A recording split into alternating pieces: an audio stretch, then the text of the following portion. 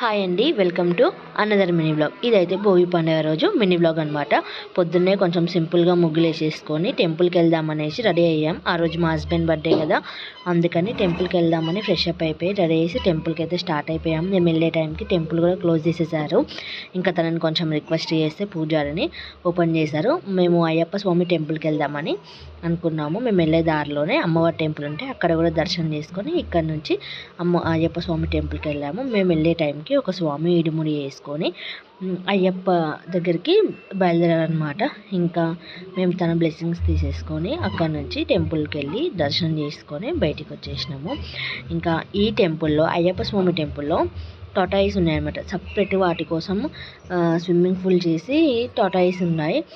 వాడు మా బాబు దాన్ని చూసి అస్సలు బయటికి రాలేదు, చాలా సతాయించిండు వీటిని చూసి. వాడు ముందే యానిమల్ లవర్, ఇంకా ఇవి చూసేసరికి ఇంకా